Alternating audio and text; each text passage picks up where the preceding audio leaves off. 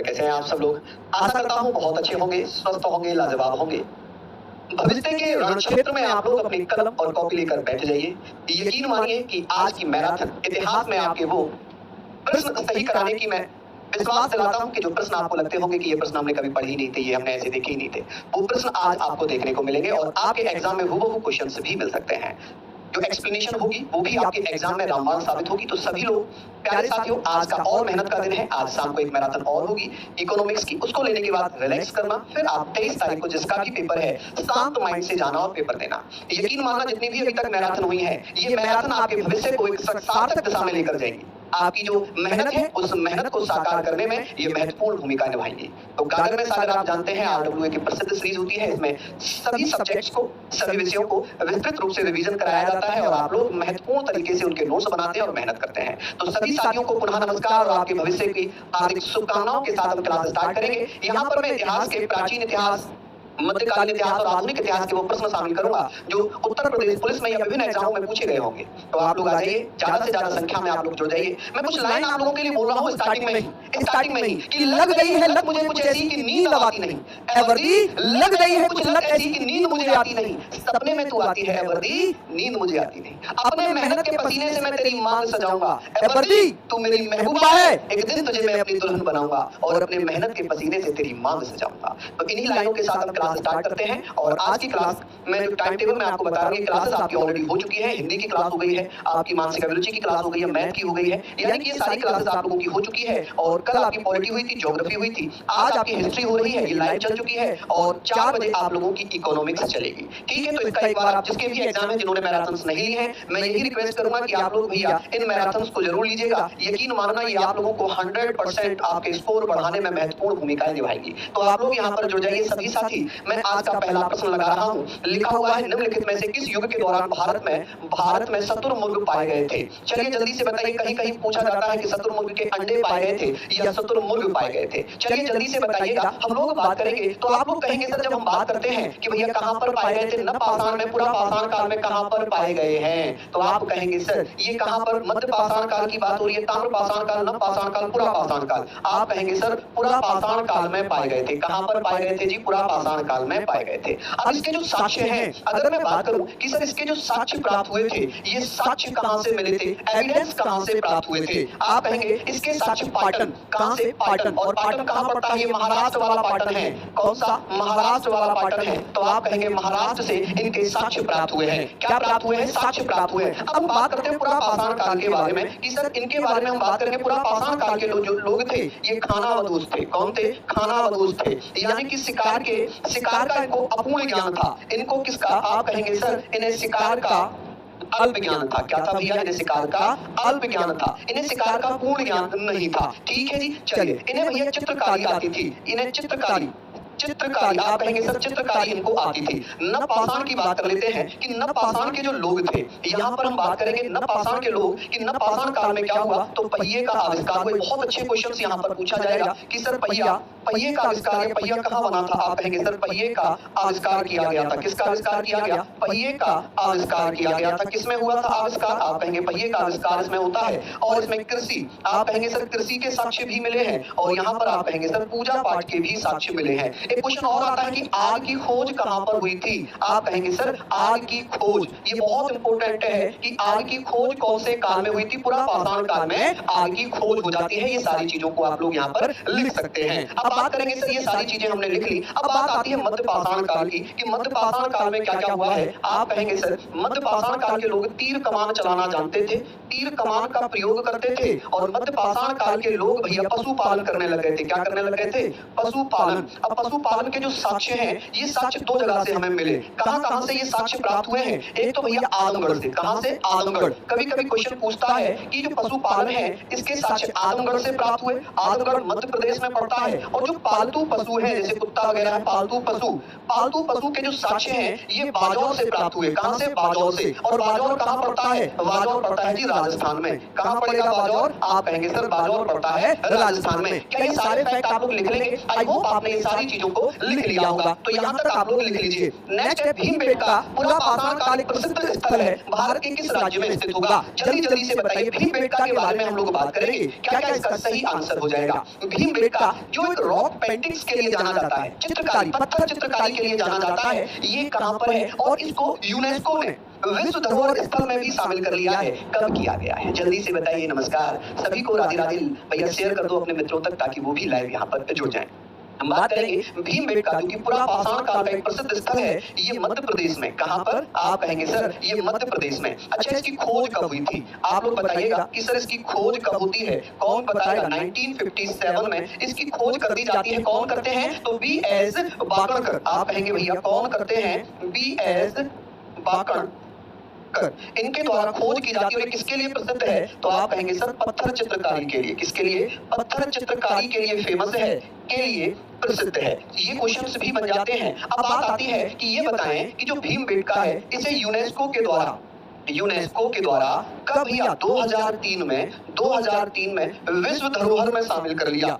विश्व धरोहर में शामिल कर लिया। किसमें? विश्व धरोहर में शामिल कर लिया। ये चीजें भी आप लोग यहाँ पर लिख लीजिएगा। अच्छा बात करते हैं कि विश्व धरोहर में भारत से कुल कितने स्थल हैं? भारत से तो 43 स्थल हैं। कितने? 43। अच्छा 42वां कौन सा स्थल जोड़ा गया था? आप कहेंगे सर होयसल जो मंदिर समूह है, होयसल मंदिर समूह को इसमें जोड़ा गया था। और 43वां अभी मैंने इसी कुछ दिन पहले एक शॉर्ट बनाया था, उसमें मैंने बताया था मोईदांग।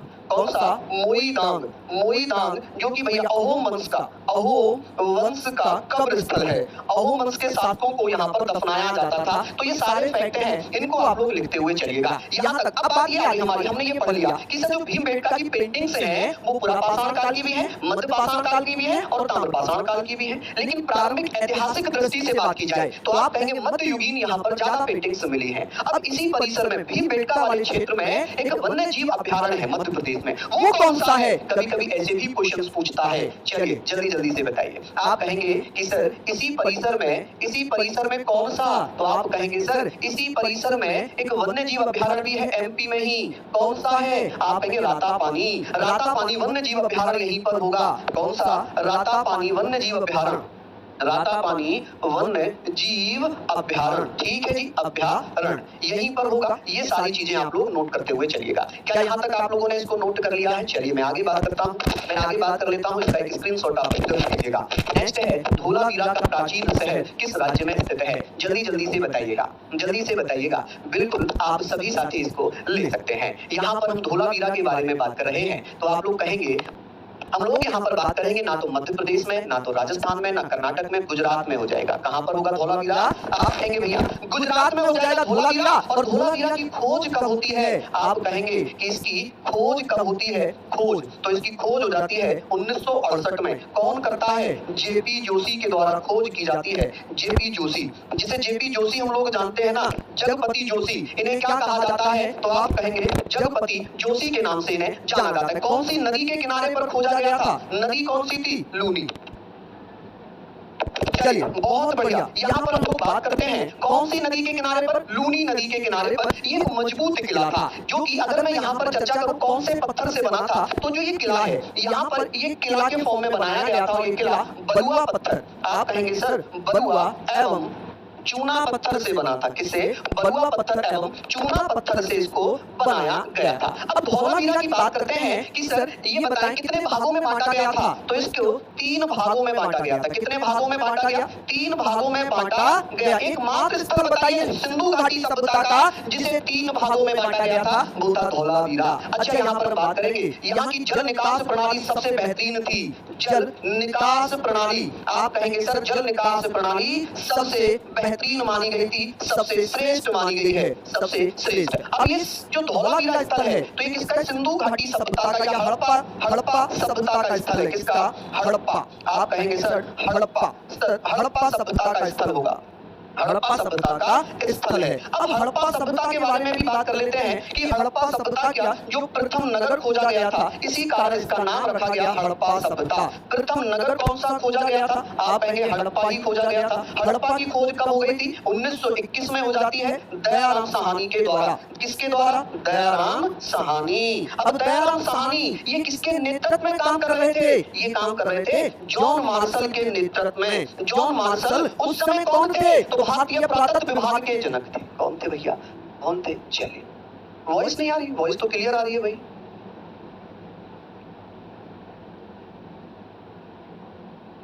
चलिए, ये सारी चीजें आप लोग यहाँ पर पढ़ लीजिए। चलिए, बहुत बढ़िया। अगर मैं बात करूं हड़प्पा सभ्यता की प्रथम खगोल वेधशाला कहाँ पर स्थित है? अब आप क्लियर है? चलिए, अगर मैं बात करूं कि सर धौलावीरा में ही, अगर यहाँ पर बात होगी धौलावीरा में ही, आप कहेंगे सर प्रथम खगोल वेधशाला, खगोल वेधशाला, आप कहेंगे खगोल वेधशाला खोजी गई थी। खगोल वेधशाला यहाँ पर प्राप्त होती है। चलिए, बहुत बढ़िया, ठीक है जी।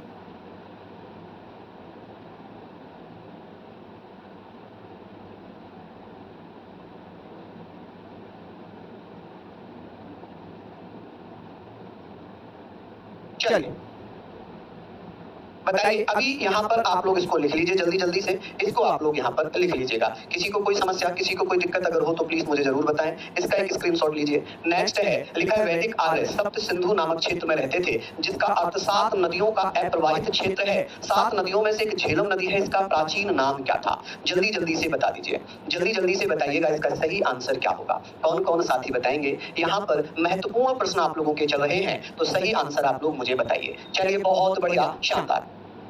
चलिए, बहुत बढ़िया, बहुत शानदार। हाँ जी, जब हम बात करते हैं सर वैदिक आर्य की, देखिए आर्यों के बारे में हम बात करेंगे कि सर जो वैदिक सभ्यता थी, यहाँ पर हम लोग बात करते हैं तो पहले तो मैं आंसर की बात कर लेता हूँ कि झेलम, झेलम को पहले हम किस नाम से जानते थे? वित्तस्ता के नाम से जानते थे। अब मैं आप लोगों को बात करूंगा कि सर एक वैदिक सभ्यता है। क्या है? वैदिक सभ्यता। अब वैदिक सभ्यता में हम लोग यहाँ पर बात कर लेते हैं कि सर जो वैदिक सभ्यता है, कौन सी? वैदिक सभ्यता। इस सभ्यता की अगर मैं बात करता हूँ तो इसमें कुल 31 नदियों का जिक्र है। कितनी? 31 नदियों का इसमें जिक्र किया गया है। जबकि वैदिक सभ्यता में ही ऋग्वेद है और ऋग्वेद में 25 नदियों का जिक्र किया गया है। कितनी नदियों का? 25 नदियों का जिक्र है। और ऋग्वेद में एक नदी सूक्त दिया हुआ है। क्या दिया है? नदी सूक्त दिया हुआ है। नदी सूक्त की अगर मैं बात करूं, इसमें 21 नदियों का वर्णन है। 21 नदियों का वर्णन दिया हुआ है। क्या है जी? वर्णन है। ये सारी चीजें आप लोग लिख लें। अब बात ये आती है कि सर और किस नदी को हम किस नाम से जानेंगे? जैसे कि अस्कनी है, अस्कनी नदी को हम क्या कहते हैं? जल्दी जल्दी से बताइए, कौन बताएगा? चलिए बताइए। आप कहेंगे चिनाब, आप कहेंगे सर चिनाब, ठीक है, चिनाब यहाँ पर हो जाएगी। अच्छा, परुष्णी, परुष्णी है, परुष्णी नदी को हम किस रूप में जानते हैं? आप कहेंगे सर जो परुष्णी नदी है इसे हम किस नाम से जानेंगे? कौन कौन भैया बताएंगे? सतलज, सतलज बेटा सतुत्री कहा जाता था। मैं लिख देता हूँ कि सर सतलज को क्या कहते थे? सतलज को सतुत्री कहा जाता था। आप ये भी लिख लेना, सतुत्री के नाम से हम जानेंगे। यहाँ तक आप इसको लिखेंगे। आगे चलते हैं। निम्नलिखित में से किस वेद में 10 राज्य युद्ध, 10 राजाओं का युद्ध है? यजुर्वेद में, सामवेद में, ऋग्वेद में, अथर्ववेद में। बहुत अच्छा क्वेश्चन होगा कि जल्दी जल्दी से इसका सही आंसर आप लोग मुझे बताइए। चलिए, बहुत बढ़िया, यहाँ तक आप लोग बता देंगे। आप कहेंगे सर कौन से वेद में? देखिए सबसे पुराना वेद किसे माना जाता है? ऋग्वेद को माना जाता है। इसमें क्या था? राजा सुदास, कौन? राजा सुदास के द्वारा, सुदास द्वारा क्या किया गया?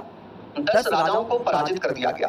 10 राजा समूह को पराजित कर दिया जाता है। इस कारण इसे नाम दिया गया 10 राज्य युद्ध कहा गया, 10 राजाओं का युद्ध कहा गया है। तो यहाँ तक हम लोग इसके बारे में बात कर रहे हैं। और ये जो है सबसे पुराना वेद है। ये क्या होगा? सबसे पुराना वेद होगा, सबसे पुराना वेद है, ठीक है। अब इसकी हम बात करते हैं। इसे 10 मंडलों में बांटा गया है। कितने मंडलों में? 10 मंडलों में बांटा है। 1028 सूक्तों में इसको बांट दिया गया है। चलिए, सूक्त है 1028 सूक्त हो जाएंगे। अब बात ये आती है कि सर जो अथर्ववेद है ये जादू टोनों से संबंधित होगा। किससे? जादू टोना, कि भैया वशीकरण, है ना, मन चाह प्यार पाए। आपने सुना होगा कि मन चाह प्यार पाए, बसों में बड़े पोस्टर पड़े रहते हैं कि मन चाह प्यार पाए 7 दिनों में। तो वो जादू टोना, वो वशीकरण किसमें है? अथर्ववेद में। काला जादू किसमें है? अच्छा, इसमें आप लोगों को मैं बता रहा हूँ गणित के सूत्रों का उल्लेख कभी कभी पूछ लेता है कि सर गणित के सूत्र, यहाँ पर पूछेगा गणित सूत्रों का वर्णन किसमें है? तो यजुर्वेद में दिया गया है। सामवेद की बात करेंगे तो ये संगीत से संबंधित होगा। किससे? संगीत से संबंधित है। चलिए, अब इसका भी एक स्क्रीनशॉट लीजिए। आगे मैं इसके बारे में बात करूंगा, आगे भी मैं इसके बारे में बात करने वाला हूं। चलिए बताइए, नहीं, मैं थोड़ी कोई मनचाहा प्यार दे रहा हूँ। मैं ये कह रहा हूँ कि जो मनचाहा प्यार पाएँ, वो इसमें लिखा हुआ है कि वशीकरण, है ना? देखा होगा कि डॉक्टर के पास जाएँ और ये वैद्य के पास जाएँ और 7 दिनों में मनचाहा प्यार पाएँ। चलिए उनको हम लोग बात कर लेते हैं, यहाँ पर हम सारी चीज़ों पर चर्चा करेंगे। ये सारी चीज़ें आपने लिखी होंगी। अब एक तरफ मैंने वेद लिख दिए, एक तरफ उपवेद लिख दिए और एक तरफ पुरोहित लिख दिए। जैसे कि अगर बात होगी कि सर जो ऋग्वेद है, ऋग्वेद का वेद कौन-सा है? आप कहेंगे सर आयुर्वेद हो जाएगा। कौन-सा? आयुर्वेद हो जाएगा और पढ़ने वाला पंडित कहलाता है होत्र या होता। इसे होत्र या होता कहा जाता है। क्या कहते हैं? होत्र या होता। सामवेद, सामवेद का जो वेद है, इसे गंधर्व वेद के नाम से जानते हैं। गंधर्व वेद किसका वेद होगा? सामवेद का। और इसको पढ़ने वाला पंडित उद्गाता कहलाता है। क्या कहलाता है? उद्गाता कहलाता है। यजुर्वेद की बात करते हैं तो यजुर्वेद जिसका उपवेद धनुर्वेद है और इसको पढ़ने वाला पंडित अर्धवयु कहलाता है। कौन कहलाएगा? अर्धवयु कहलाएगा। चलिए यहाँ पर अथर्ववेद की बात करते हैं, इसमें शिल्प वेद इसका उपवेद होगा और इसको पढ़ने वाला पंडित ब्रह्म या ब्रह्मा कहलाएगा। ब्रह्म या ब्रह्मा कहलाएगा। ये सारे फैक्ट आप लोग एक बार नोट डाउन कर लीजिए, जल्दी से इसको पढ़ लीजिएगा। यहाँ पर हमने पढ़ लिए, ये भी हमने पूरा पढ़ लिया है। ठीक है, आगे हम लोग बात कर लेते हैं, सिंपल सा होगा। चलिए नेक्स्ट क्वेश्चन है, लिखा है आर्यों की मुख्य प्रमुख सामाजिक इकाई कौन सी थी? राजन, परिषद, गण, यज्ञ। जल्दी जल्दी से बताएंगे। बहुत बढ़िया, शानदार। यहाँ पर हम पढ़ रहे हैं, बहुत बढ़िया। देखिए आर्यों की जो प्रमुख इकाई थी उसे जन कहा जाता था। क्या कहते थे? जन कहते थे। तो ये सारी चीजें हमें पढ़ना चाहिए कि सर क्या होगा? जन होगा। अब हम लोग बात करेंगे जो आर्य हैं, ये आर्य कौन है? ये आर्य वैदिक सभ्यता के निर्माता माने गए हैं। कौन? वैदिक सभ्यता के निर्माता। वैदिक सभ्यता के निर्माता इन्हें कहा गया है। अब ये जो निर्माता है वैदिक शब्द के, जो यहाँ पर मैं लिख रहा हूँ आर्य, कौन? आर्य। अच्छा, वैदिक जो शब्द है इसका मतलब ये वेद से बना है, संस्कृत का शब्द है, वेद से बना है और इसका मतलब होता है ज्ञान। क्या मतलब होता है जी? ज्ञान। चलिए अब आर्यों के बारे में बात कर रहे हैं यहाँ पर कि सर ये जो आर्य शब्द है, इस शब्द का सबसे पहले प्रयोग किसने किया था? इस शब्द का प्रयोग सबसे पहले किसने किया था? आप कहेंगे 1853 में मैक्स मूलर के द्वारा। किसके द्वारा? मैक्स मूलर के द्वारा इसका प्रयोग किया गया। अब आर्य कहां से आए थे? आर्यों का जो निवास स्थान है, निवास भारत में अगर मैं बात करूं भारत की, तो सप्त सैंधव क्षेत्र था। कौन सा? सप्त सैंधव क्षेत्र था। सप्त सैंधव क्षेत्र था। ठीक है, जो पंजाब वाला क्षेत्र है। अब यहाँ पर हम बात करेंगे कि सर वैदिक सभ्यता को 2 भागों में बांट लिया था, लेकिन मैं कुछ और इंपोर्टेंट चीजों की बात कर लेता हूँ। जैसे गांव का मुखिया क्या कहलाता था? गांव का मुखिया क्या कहलाता था? कौन कौन साथी बताएंगे कि गांव का मुखिया किसे कहा जाता था? गांव का मुखिया कहा जाता था भैया ग्रामीणी को। किसे कहा जाता था? आप कहेंगे सर ग्रामीणी। ग्रामीणी को कहा जाता था, ग्रामीणी। ठीक है जी, गांव का मुखिया ग्रामीणी हो जाएगा। और परिवार का मुखिया क्या किसे कहते थे? ये शब्दावली का प्रयोग होता है एग्जाम में। परिवार का मुखिया किसे कहा जाता था? तो परिवार का मुखिया भैया कुलप को कहते थे। किसे कहते थे? कुलप को कहा जाता था। ठीक है जी, किसे कहते थे? कुलप को कहा जाता था। आप कहेंगे सर कुलप। ठीक है, और पूरे परिवार शब्द के लिए कुल शब्द का प्रयोग होता था। परिवार के लिए कुल और परिवार का मुखिया कुलप कहलाता था। ये सारी चीजें हमने पढ़ ली। चलिए किसी को कोई समस्या? एक शब्द और यूज हुआ है, अगन्या। अगन्या, आप कहेंगे सर अगन्या का मतलब क्या है? वध ना किया जाने योग्य पशु। वध ना किया जाने योग्य पशु, वध ना किए जाने योग्य पशु मतलब जिसकी हत्या ना हो, ऐसा पशु जिसकी हत्या ना हो। तो आप कहेंगे सर गौवंश। गौवंश यानी कि गाय, बछड़ा, बैल, जो भी गाय उससे संबंधित होंगे। तो इसका भी एक जल्दी से स्क्रीनशॉट ले लीजिए। बहुत बढ़िया, शानदार। यहाँ तक हम लोग पढ़ रहे हैं, इसको आप लोग पढ़िएगा, सिंपल है। आगे बात करते हैं। अब आर्यों के बारे में हम बात करेंगे कि सर जो मैक्स मूलर है ये कहता है आर्य मध्य एशिया से आए थे। मैक्स मूलर कह रहा है कि आर्य जो है वो मध्य एशिया से भारत आए थे। एडवर्ड मेयर कह रहा है कि ये आर्य कहां से आए थे? आर्य भारत कहां से आए? भारत आए। कहां से भारत आए, इसके बारे में हम लोग बात कर रहे हैं। तो मैक्स मूलर ने कहा था, मैक्स मूलर कहता है सेंट्रल एशिया से आए थे। एडवर्ड कहता है पामीर के पठार से आए थे। पेमका और हर्ट कहते हैं कि जर्मनी से आए थे। दयानंद सरस्वती कहते हैं तिब्बत से आए थे। ये इंपॉर्टेंट है, ये पूछा गया है आपके एग्जाम में कि दयानंद सरस्वती के अनुसार तिब्बत। क्यों कहा गया तिब्बत? क्योंकि तिब्बत में भी सूर्य भगवान की पूजा होती है, सर्दी पड़ती है, तो वहां से ये लोग भारत आ गए। गाइस कहता है कि ये हंगरी से आए थे। कहां से? हंगरी से। जबकि तिलक कहते हैं कि ये उत्तरी ध्रुव से आए थे। कहां से आए थे? ये उत्तरी ध्रुव से आए थे। चलिए यहां तक हम लोग इनके बारे में बात कर लेंगे। उत्तरी ध्रुव कह रहे हैं कि आर्कटिक कह लें। आर्कटिक भी हम कह सकते हैं। क्या कह सकते हैं? कि ये आर्कटिक से भारत आए थे। इन चीजों को हम लोग बात करेंगे। क्यों कहा गया कि मध्य एशिया से आए थे? क्योंकि एक ग्रंथ है, इसका एक वर्णन ऐसे कह सकते हैं कि भैया एक ईरानी ग्रंथ है। क्या है? एक ईरानी ग्रंथ है जिसका नाम है अवेस्ता। क्या नाम है? अवेस्ता। आप कहेंगे जो अवेस्ता है, इस अवेस्ता की तुलना किससे की गई है? तुलना, आप कहेंगे सर इसकी तुलना ऋग्वेद से की गई है। किससे? ऋग्वेद से। इसलिए ये माना गया है कि जो आर्य भारत आए थे ये मध्य एशिया से आए थे, यही सर्वोपरि माना गया है। चलिए, इसके बारे में हमने पढ़ लिया। नेक्स्ट क्वेश्चन की तरफ चलेंगे, इसका एक स्क्रीनशॉट जरूर लीजिए। 4 वेदों में से किसमें बुरी आत्माओं और बीमारियों से बचने के लिए जादू मंत्र तंत्र का प्रयोग किया गया? इसको अभी हम लोगों ने पढ़ लिया है, तो इसके बारे में मुझे लगता है कि ज्यादा पढ़ने की आवश्यकता भी हमें नहीं होनी चाहिए। तुरंत आंसर आना चाहिए था कि सर अथर्ववेद है, जिसमें जादू टोनों का जिक्र किया गया है, जादुई मंत्रों का उच्चारण भी इसी में है। इसमें 730 तो सूक्त हैं, 730 सूक्त हो जाएंगे। हालांकि अलग अलग सोर्सेज में अलग अलग दिया हुआ है। और इसकी बात करें मंत्र कितने हैं, तो 5978 मंत्र इसमें हो जाएंगे। हालांकि ये संख्या भी थोड़ी बहुत चेंज हो सकती है, क्योंकि कहीं कहीं, चलो मैं लिख ही देता हूँ 87, कहीं कहीं इसको 87 भी लिखा हुआ है कि कितने मंत्र, 5987 मंत्रों का वर्णन है। और इसमें कुल मिलाकर जो अध्याय बताए गए हैं, जो अध्याय हैं, ये अध्याय बताए गए 20। कितने अध्याय बताए गए हैं? 20 अध्याय बताए गए हैं। ठीक है, ये सारी चीजें हमने पढ़ ली कि भैया इसके बारे में हम ज्यादा चर्चा नहीं करेंगे। नेक्स्ट है होगा पूर्व मीमांसा। अगर मैं बात करता हूँ जी पूर्व मीमांसा की, तो आप कहेंगे सर पूर्व अध्ययन भी इसको कहेंगे कि धर्म मीमांसा और कर्म मीमांसा, जिसे कर्मों का अध्ययन कहा जाता है। क्या कहा जाता है? कर्मों का अध्ययन कहा जाता है। हमारा जो हिंदू धर्म है, हिंदू धर्म में दर्शन जो है, दर्शनों की संख्या 6 बताई गई है, जिसमें सांख्य, योग, न्याय और वैशेषिक, मीमांसा और वेदांत, यही तो बताए गए हैं भैया। तो आप कहेंगे, पहले तो इसका आंसर आप बताइए। आप कहेंगे सर जैमिनी, आप कहेंगे सर पूर्व अध्ययन कह सकते हैं। अन्य नाम कभी आप कंफ्यूज हो जाएं, इसलिए मैं लिख देता हूं कि इसको पूर्व अध्ययन कहा जाता है। पूर्व अध्ययन इसे कह सकते हैं। इसे और क्या कहेंगे? धर्म मीमांसा के नाम से भी जानते हैं। किसके नाम से? धर्म मीमांसा के नाम से भी जानेंगे। ठीक है, मीमांसा के नाम से भी हम लोग इसको पढ़ेंगे। और इसे क्या कहा जा सकता है? कर्म मीमांसा भी कहते हैं। क्या कहते हैं? कर्म मीमांसा भी कहते हैं। और इसमें क्या होता है? कर्मों का अध्ययन। क्या होगा इसमें? कर्मों का अध्ययन, सॉरी कर्मों का नाम करके यहाँ पर हम लिखेंगे कार्यों का अध्ययन। यहाँ पर हम कार्यों का अध्ययन लिखेंगे ताकि हमारे कर्म निर्धारित किए जाएं। कार्यों का अध्ययन, ठीक है जी, अध्ययन। चलिए अब हम बात करते हैं कुल दर्शन कितने हैं। तो आप कहेंगे हिंदू धर्म में कुल दर्शन कितने बताए गए हैं? तो 6 दर्शन बताए गए। कौन कौन से 6 दर्शन बताए गए हैं? आप कहेंगे सर हिंदू दर्शन संख्या कितनी है? 6। जैसे सांख्य, जैसे कि आप कह सकते हैं सांख्य, आप कह सकते हैं योग, आप क्या कह सकते हैं? योग कह सकते हैं। सांख्य है, योग है, न्याय है, क्या हो जाएगा? न्याय हो जाएगा।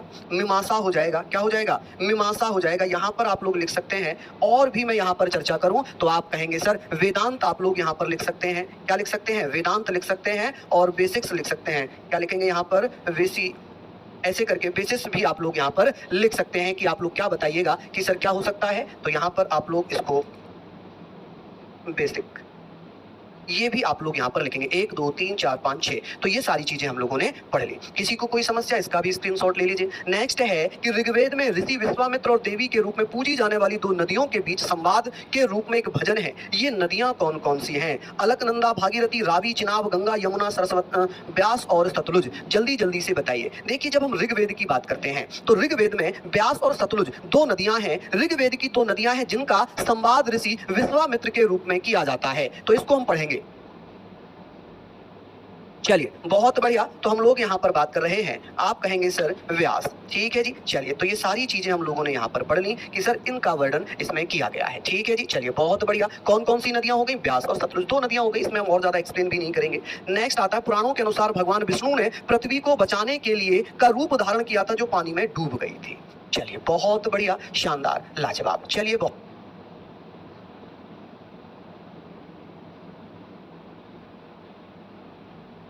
बहुत बढ़िया। यहाँ पर हम बात करेंगे। देखिए अब मैं बात करता हूँ भगवान विष्णु की। भगवान विष्णु ने एक भैया स्वर्ग का रूप धारण किया था जिसे हम एक वराह के रूप में भी जानते हैं। किसके रूप में? एक वराह के रूप में जानते हैं। तो आप कहेंगे सर यहाँ पर एक वराह के रूप में आप लोग इसको जानेंगे, एक वराह के रूप में जानेंगे। आप कहेंगे सर ये 10 प्रमुख अवतार जो थे, 10 प्रमुख अवतारों में से यहाँ पर तीसरा अवतार माना गया है। ये कौन सा अवतार माना गया? 3rd अवतार माना गया है, ठीक है। अब बात ये आती है कि स्वर्ग को हम किस नाम से? बलिदान के सभी पहलुओं का प्रतीक माना जाता है। तो आप कहेंगे भगवान विष्णु। यहाँ पर भगवान विष्णु, इनके सबसे ज्यादा पूछे जाने वाले अवतार कौन कौन से हैं? आप कहेंगे सर मोहिनी का अवतार। कौन सा? मोहिनी, जो कि इनका स्त्री अवतार था। आप कहेंगे भगवान विष्णु का स्त्री अवतार कौन सा था? मोहिनी का था। चलिए लिखा, एक व्यक्ति का वैदिक दृष्टिकोण और समाज के साथ उसका संबंध जीवन के 4 लक्ष्यों में से निर्धारित होता है। निम्नलिखित में से कौन इन लक्षणों में से नहीं होगा? देखिए बताइए, सिद्धि, अर्थ, मोक्ष, धर्म, कौन सा हो जाएगा? मनुष्य के 4 लक्ष्य होते हैं। जो वैदिक समाज है, या हम ये कहें कि व्यक्ति का जो वैदिक दृष्टिकोण जीवन है उसको हम 4 लक्ष्यों में बांटते हैं। कितने लक्ष्यों में बांटते हैं? 4 लक्ष्यों में बांटते हैं। 4 लक्ष्य कौन कौन से हो जाएंगे? एक तो होगा काम, भैया सबसे पहले हम लेकर आएंगे काम, फिर काम का क्या होगा, अर्थ। बिना अर्थ के कोई काम नहीं होता है ना, यही तो हम पढ़ते हैं। उसके बाद हम बात करेंगे कर्म की, कि बिना कर्म के भैया फल नहीं मिलता और कर्म के आधार पर ही आपको मोक्ष मिलता है। क्या मिलता है, मोक्ष। तो काम, अर्थ, कर्म, मोक्ष। तो इसका सही आंसर है धर्म हो जाएगा, मोक्ष हो जाएगा, अर्थ हो जाएगा, लेकिन सिद्धि नहीं होगी। यही आपका सही आंसर हो जाएगा। चलिए नेक्स्ट क्वेश्चन है, लिखा हुआ है रामायण के अनुसार दूसरा नाम रत्नाकर था, विश्वामित्र, गौतम, दुर्वासा और वाल्मीकि। रामायण की जब बात होगी, रामायण, तो आप कह सकते हैं कि सर रामायण जिसको संस्कृत में संकलित किया गया है, किसमें, संस्कृत में वाल्मीकि जी के द्वारा संकलित किया गया। किसके द्वारा, वाल्मीकि जी के द्वारा संस्कृत में लिखा गया है। और इसका अवधि वर्जन आप कहेंगे, जो हमारा पवित्र ग्रंथ है रामायण, इसका अवधि वर्जन रामचरितमानस के नाम से, रामचरितमानस, आप कहेंगे रामचरितमानस, ये भैया कौन सी भाषा में, अवधि भाषा में, गोस्वामी तुलसीदास, इसके द्वारा, गोस्वामी तुलसी जी के द्वारा लिखा गया है 1576 में। और ये अकबर के समकालीन थे। ऐसे भी क्वेश्चन पूछा जाएगा, ये किसके समकालीन थे, अकबर के समकालीन थे। किसके भैया समकालीन थे, अकबर के समकालीन थे। चलिए अब हम बात करते हैं दो हिंदू महाकाव्य, हिंदू महाकाव्य कौन कौन भैया जानते हैं, दो हिंदू महाकाव्य, एक तो है महाभारत, एक कौन सा है, महाभारत होगा, महाभारत, और एक होगा रामायण। कौन सा, रामायण, ठीक है जी, आप कहेंगे रामायण। महाभारत का प्राचीन नाम क्या था, आप कहेंगे, किस किस बच्चे को महाभारत का प्राचीन नाम याद है, कौन कौन भैया बता रहे हैं, आप कहेंगे सर महाभारत का जो प्राचीन नाम है वो क्या होगा, जय संहिता। क्या हो जाएगा, जय संहिता, ठीक है जी, जय संहिता। चलिए इसको भैया फारसी में किस नाम से लिखा गया है, फारसी में रज्मनामा के नाम से लिखा गया है, रज्मनामा। और रज्मनामा के नाम से फारसी में वदायूनी ने लिखा है, किसने लिखा है, वदायूनी, ऐसे करके लिख लेंगे, वदायूनी के द्वारा लिखा गया है, ठीक है। हालांकि अकबर के समय में एक अनुवाद विभाग बनाया गया था। क्या बनाया गया था, अनुवाद विभाग बनाया गया था। चलिए नेक्स्ट है, वैदिक मंत्रों या भजनों के मुख्य संग्रह कहलाते हैं सूत्र, पद, संहिता या मुख। चलिए जल्दी से बताइए, जैसे हमने पढ़ा ऋग्वेद संहिता सबसे पुरानी मानी गई है, सबसे पुरानी ऋग्वेद संहिता ही तो मानी गई है, जिसमें क्या कहा गया कि 1028 वैदिक जो है सूक्त बताए गए हैं, तो वो भैया क्या होगी, संहिता। तो इसमें भी ज्यादा हमें डिस्कस करने की नीड नहीं है। जैन दर्शन, चलिए अब हम बात करते हैं जैन धर्म की। अब हम लोग बात करते हैं जैन धर्म की। चलिए तो आप लोग मुझे बताइए कि सर जैन धर्म की हम जब बात करते हैं तो जैन धर्म के अनुसार जिन शब्द का अर्थ क्या है। बहुत अच्छा प्रश्न है, हम लोगों ने पढ़ा है कि सर जैन धर्म में जिन जो है, ये जिन संस्कृत का शब्द है, जिन संस्कृत का शब्द है, जिसका मतलब होता है विजेता, जिसने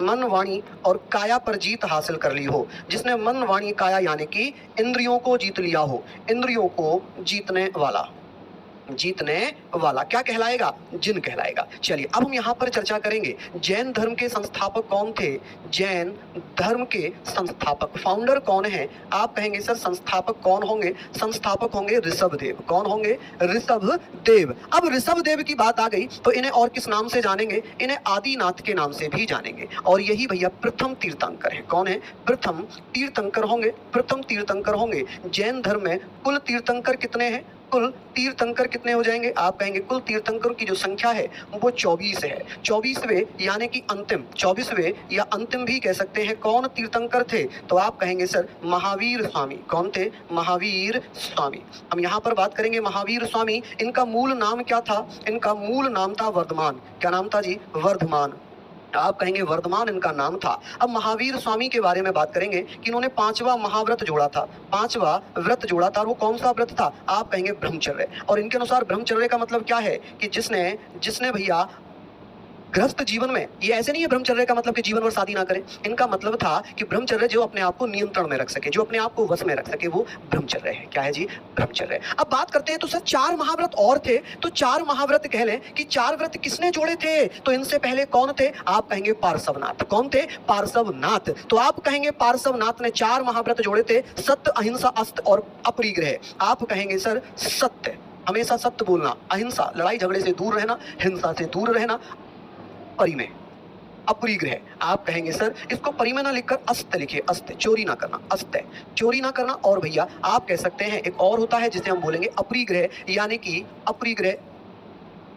ये 4 किसने जोड़े थे, आप कहेंगे 23वें तीर्थंकर पार्श्वनाथ, किसने, पार्श्वनाथ के द्वारा इनको जोड़ा गया है। चलिए यहाँ पर आप लोग लिख लीजिए, ठीक है जी, यहाँ पर आप लोग इसको लिख लेंगे। ये सारी चीजें हमने पढ़ ली। नेक्स्ट है 8वीं सदी ईस्वी में दक्षिण पूर्व एशिया में अपने साम्राज्य की स्थापना करने वाले शैलेंद्र राजा किस धर्म के थे? शैलेंद्र वंश की बात हुई थी। ये पिछले यूपी पुलिस में पूछा गया प्रश्न है। चलिए बता दीजिएगा। आप कहेंगे सर यहाँ पर ये शैलेंद्र वंश जो था इंडोनेशिया के राजा थे। कौन थे? इंडोनेशिया के राजा थे। तो हम यहाँ पर बात करेंगे कि आप कहेंगे सर इंडोनेशिया के राजा हुआ करते थे जिन्होंने महायान बौद्ध धर्म की शाखा को अपना लिया था, और इनमें एक प्रसिद्ध नाम आता है बोरोबुदुर मंदिर, जो कि जावा में इसका निर्माण करवाया गया, जिसे 1991 में यूनेस्को ने विश्व धरोहर में शामिल कर लिया। आप कहेंगे सर ये किससे संबंधित थे? बौद्ध धर्म से संबंधित थे। और ये जो शैलेंद्र राजा है ना, ये इंडोनेशिया के राजा थे। कहाँ के? इंडोनेशिया के राजा थे। आप कहेंगे इंडोनेशिया के राजा थे, के राजा।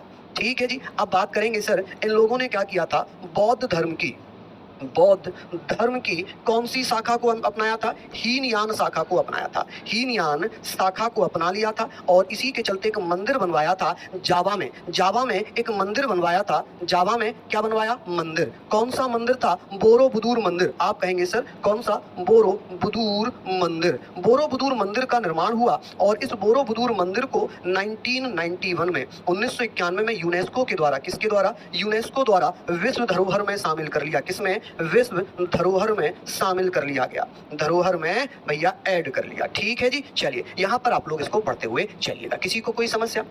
आगे बात करते हैं। बौद्ध धर्म की बात आ गई है। बौद्ध धर्म के संस्थापक कौन थे? पहले तो ये बताइए कि सर जो बौद्ध धर्म है, बौद्ध धर्म की बात होगी कि सर इसके संस्थापक थे महात्मा बुद्ध। कौन थे? महात्मा बुद्ध। अब भैया महात्मा बुद्ध, इनका जन्म कहां पर होता है? तो जन्म 563 BC में कहां पर? लुम्बिनी ग्राम में हुआ था। कहां पर? लुम्बिनी ग्राम में होता है, नेपाल में। और इनकी मृत्यु कब हो जाती है? मृत्यु 483 BC में होती है। कहां पर? आप कहेंगे सर कुशीनगर में या कुशीनारा में। आप कहेंगे कुशीनगर या कुशीनारा। ठीक है। मल्ल जनपद हुआ करता था कुशीनारा। अब यहाँ पर भिक्षुणी, जब इनका जन्म हुआ तो माता पिता तो उनकी मृत्यु हो गई, तो इनका पालन पोषण किसने किया था? पालन पोषण की बात होगी तो इनका पालन पोषण किया था इनकी मौसी ने। क्या नाम था मौसी का? तो आप कहेंगे सर मौसी का नाम क्या था? कौन कौन भैया बताएंगे? आप कहेंगे सर प्रजापति गौतमी। ठीक है जी, गौतमी, जिन्हें महा प्रजापति गौतमी के नाम से भी जानते हैं। तो भैया यही हो जाएगा सही आंसर। देखिए बौद्ध धर्म में इन्हें किसके कहने पर शामिल किया था? चलिए बहुत बढ़िया। आप कहेंगे सर एक व्यक्ति की अगर मैं बात करूं तो इनको प्रिय शिष्य आनंद के कहने पर, प्रिय शिष्य, यहाँ पर आप कहेंगे सर प्रिय शिष्य आनंद, आप कहेंगे भैया आनंद के कहने पर बौद्ध संघ में शामिल किया गया। बौद्ध, इसको ऐसे लिखना कि भैया बौद्ध संघ में शामिल कर लिया, बौद्ध संघ में शामिल किया, ऐसे करके आप लोग लिख लीजिए। चलिए भैया बहुत बढ़िया, शानदार। संघमित्रा की बात करते हैं तो ये कौन थी संघमित्रा? मौर्य राजा अशोक, आप जानते होंगे अशोक की सबसे बड़ी बेटी थी। तो आप कहेंगे सर ये अशोक की पुत्री थी। कौन थी? अशोक की पुत्री, जिसे बौद्ध धर्म के प्रचार के लिए कहां भेज दिया था? बताएं जरा। चलिए अब यहाँ पर सुजाता के बारे में भी बात करते हैं। ये वही सुजाता हैं जिन्होंने कटोरे में दूध चावल से बनी खीर हलवा खिलाकर महात्मा बुद्ध की 6 वर्ष की तपस्या को समापन करवाया था। ठीक है, क्या करवाया था? समापन करवाया था। तो आप कहेंगे सर महात्मा बुद्ध को, किसको? महात्मा बुद्ध को क्या करवाया? महात्मा बुद्ध को खीर एवं हलवा खिलाकर 6 वर्ष की तपस्या को समाप्त करवाया। 6 वर्ष की तपस्या को क्या करवाया? तपस्या को समाप्त करवाया। जब होता ना समापन, 6 वर्ष की तपस्या का समापन करवाया। ठीक है, 6 वर्ष की तपस्या का, किसका भैया? तपस्या का समापन कराया। चलिए यहां तक आप लोग लिखते हुए चलेंगे। नेक्स्ट क्वेश्चन के बारे में बात करते हैं, आगे चल देते हैं। लिखा है कौन सा कुषाण शासक इतिहास में बौद्ध धर्म के महान संरक्षक के रूप में प्रसिद्ध है, जिन्होंने चतुर्थ बौद्ध संगति का भी आयोजन किया था? जल्दी से बता दीजिए। बहुत बढ़िया। हम जब बात करते हैं तो कुषाण वंश की जब बात आ जाती है कि कुषाण वंश का संस्थापक कौन था? आप कहेंगे सर कुषाण वंश, जल्दी से बताइएगा। कुषाण वंश, तो इसका संस्थापक यानी कि फाउंडर कौन था? फाउंडर था कुजुल कडफिसेस। क्या नाम था? कुजुल कडफिसेस नाम था। ठीक है जी, ये संस्थापक है। इसके बाद एक राजा बना भीम कडफिसेस, और उसके बाद जो प्रतापी राजा बना, जो प्रतापी शासक था इसका, प्रतापी शासक जिसका नाम है, क्या नाम है जी? कनिष्क। क्या नाम है? कनिष्क। और भैया कनिष्क गद्दी पर कब बैठा था? आप कहेंगे सर गद्दी पर कब बैठा? 78 ईस्वी में गद्दी पर बैठा और इसी तिथि को शक संवत के नाम से भी जाना जाता है। शक संवत कहा जाता है, क्या कहते हैं? कहा जाता है। अब यहाँ पर तो हमने पढ़ लिया सर कनिष्क है। अब बात आती है कि भैया जो चौथी बौद्ध संगति हुई थी ये कहां पर हुई थी? कौन कौन साथी बताएंगे कि कनिष्क की जो चौथी बौद्ध संगति का आयोजन करवाया था वो कहां पर हुआ था? जल्दी से बताइए। तो यहाँ पर हम लोग इसके बारे में सारी चीजों पर चर्चा कर रहे हैं। चलिए, तो आप कहेंगे सर जम्मू कश्मीर में कुंडल वन जम्मू कश्मीर में चतुर्थ बौद्ध संगति का आयोजन हुआ था। चलिए नेक्स्ट क्वेश्चन है, निम्न में से कौन सा बौद्ध स्थल उत्तर प्रदेश में है? आप कहेंगे कार्ले है, सारनाथ है, अमरावती है, सांची। बौद्ध स्थल की बात हो रही है। अब बौद्ध स्थल की बात होगी तो उत्तर प्रदेश का पूछा गया है। आप कहेंगे सारनाथ। गंगा और वरुणा नदी के संगम पर स्थित है।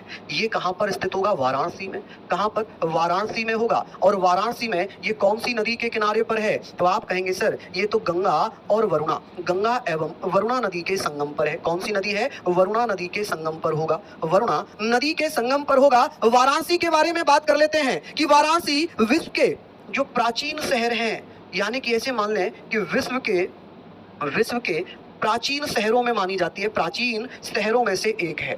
प्राचीन शहरों में से एक है। चलिए बहुत बढ़िया, शानदार, बहुत बढ़िया, बेहतरीन, लाजवाब। तो ये सारी चीजों को हम लोग यहाँ पर बात कर लेते हैं। इसके बारे में किसी को कोई समस्या अगर है तो मुझे बताएं। यहाँ पर नेक्स्ट क्वेश्चन है, लिखा है निम्नलिखित में से किस स्थान पर भगवान बुद्ध ने 4 आर्य सत्यों पर अपना पहला उपदेश दिया? बहुत इंपॉर्टेंट क्वेश्चन है। महात्मा बुद्ध से उत्तर प्रदेश पुलिस में अच्छे खासे क्वेश्चन पूछे जाते हैं। आप कहेंगे कि पहला उपदेश उन्होंने दिया था दुख। संसार में दुख है, समुदाय, दुख के कारण है निरोध, दुख से निवारण है मार्ग, निवारण के लिए अष्टांगिक मार्ग का वर्णन भी इन्होंने किया था। तो आप कहेंगे सर कहां पर? सारनाथ में। महात्मा बुद्ध ने अपना पहला उपदेश कहां पर दिया था? सारनाथ में दिया था। आप कहेंगे महात्मा बुद्ध ने सारनाथ में दिया था। और 4 मार्ग कौन कौन से थे? 4 आर्य सत्य कौन से हैं? आप कहेंगे दुख। सबसे पहला कारण कौन सा है? दुख भैया, संसार में दुख है। उसकी बीवी सुंदर है, उसकी शादी हो गई, उसके पास पैसा है, उसकी नौकरी लग गई, उसका अपना घर है, ये सांसारिक दुख है। इनसे ही तो आदमी दुख होता है। इनसे ही तो आदमी दुखी रहता है कि यार वो बड़ा खुश है, वो बॉडी बिल्डर है, मैं पतला क्यों हूं, मेरी हाइट कम क्यों है ना? यही तो सांसारिक दुख है। दुख समुदाय कौन सा भैया? आप कहेंगे दुख समुदाय, यानी कि दुख का कारण भी मैंने बता दिया भैया। अब बात करेंगे दुख निरोध। आप कहेंगे दुख निरोध, ठीक है जी, कि भैया दुख निरोध का मतलब क्या है? कि दुख से निवारण है। इसका हर किसी का निवारण होता है। चौथा क्या होगा? आप कहेंगे सर मार्ग, दुख निवारण मार्ग। अब वो मार्ग कौन सा है? अष्टांगिक मार्ग हो जाएगा। ये सारी चीजें आप लोग लिख लें। 5 सन्यासियों को उन्होंने अपना पहला उपदेश दिया था। किसको? 5 सन्यासियों को क्या किया था? 5 सन्यासियों को प्रथम उपदेश दिया था। प्रथम उपदेश दिया। ये चीजें भी आप लोग लिख लें। आगे बात करते हैं, बज्जी महाजनपद की राजधानी पूछी गई है। बज्जी महाजनपद की राजधानी पूछी गई है। चलिए बताइए जल्दी जल्दी से, क्या इसका आंसर है? चलिए, बहुत बढ़िया, शानदार, लाजवाब। तो हम लोग यहाँ पर बात करेंगे। चलिए बताइए बज्जी। देखिए हम जानते हैं कि सर कुल महाजनपद, पहले तो आंसर पढ़ लेते हैं। बज्जी की जो राजधानी है वो है वैशाली। क्या है? वैशाली। मैं बात करूंगा कुल महाजनपद,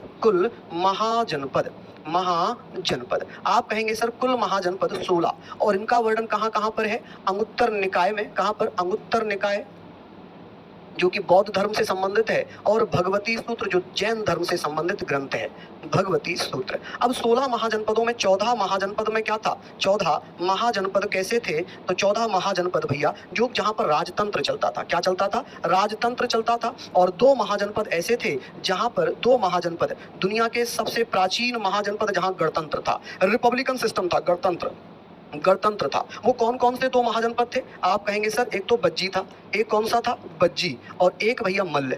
कौन सा? मल्ल। चलिए ये हमने पढ़ लिया। और इन 16 महाजनपदों में से 2 महाजनपद ऐसे थे, 2 महाजनपद जो भारत के बाहर थे, महाजनपद जो भारत के बाहर थे, के बाहर कौन कौन से थे? बाहर कौन कौन से थे? आप कहेंगे सर एक था कंधार या कांधार, और एक था गंधार या गांधार। ठीक है जी, कांधार और गंधार, सॉरी कंबोज इसको कहेंगे। इसको क्या कहेंगे जी? इसको कहेंगे कंबोज या काम्बोज। कंबोज लिख लो, कंबोज और गंधार। ठीक है जी। चलिए ये वो तो थे। चलिए आगे हम बात करते हैं महाजनपदों की राजधानियां, जैसे कि मगध की राजधानी थी राजगृह, ग्रीवज्र और पाटलिपुत्र। अंग की राजधानी हुआ करती थी चंपा।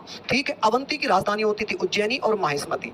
गांधार, अवंती दो भागों में बटा हुआ था। तक्षशिला, गांधार की राजधानी क्या थी? तक्षशिला। बज्जी की राजधानी थी वैशाली। कंबोज या काम्बोज की राजधानी थी हाटक, जिसे राजापुर के नाम से जानते थे। असमक की राजधानी थी प्रतिष्ठान, जिसे पैठन कहते हैं। मत्स्य की राजधानी थी विराटनगर। और कौशल की राजधानी, जो कि यूपी में पड़ता है, साकेत। यूपी में पड़ता है साकेत या श्रावस्ती, कौशल की राजधानी थी। यहीं पर सर्वाधिक उपदेश दिए थे महात्मा बुद्ध ने। मल्ल, मल्ल भी कहां पड़ता है? उत्तर प्रदेश में। यानी कि अगर मैं यहां पर लिखूं तो यूपी में कुल 8 महाजनपद, यूपी में 8 महाजनपद हैं। कितने? 8 महाजनपद कहां पर हैं? यूपी में। तो आप कहेंगे सर एक ये है, एक ये है यूपी में। इसका एक स्क्रीनशॉट आप लीजिए जल्दी जल्दी से।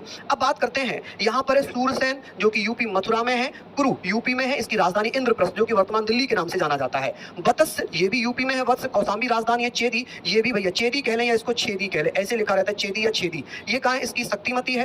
काशी यूपी वाराणसी है। पांचाल यूपी अहिच्छत्र और काम्पिल है। दक्षिणी और उत्तरी पांचाल अहिच्छत्र और काम्पिल है। तो 8 ऐसे महाजनपद जो यूपी में थे, 1 2 3 4 5 6 7 8, ठीक है जी। तो ये हमने पढ़ लिए। चलिए इसका भी एक स्क्रीनशॉट आप लोग अपने पास रख सकते हैं। इसका भी एक स्क्रीनशॉट आप अपने पास रख सकते हैं। कौशल महाजनपद 6ठी ईसा पूर्व वर्तमान में किसका एक भाग है? कौशल। चलिए बता दीजिए भैया कौशल। अभी मैंने बताया कौशल किसका होगा, तो आप कहेंगे उत्तर प्रदेश का ही एक भाग होगा कौशल। चलिए, झारखंड में पाई जाने वाली लोहे की खदानों में प्राचीन भारत में निम्नलिखित में से किस साम्राज्य के उदय में सहयोग दिया था? चलिए जल्दी से बता दीजिए कौन सा होगा। चलिए भैया, बहुत बढ़िया, शानदार, लाजवाब। इसका सही आंसर आप क्या कह रहे हैं? आप कहेंगे यहां पर क्या सही आंसर होगा? आप कहेंगे मगध का वर्णन है। किसका? मगध का उत्थान का जो वर्णन है वो इसमें है। आप कहेंगे भैया कुरु का।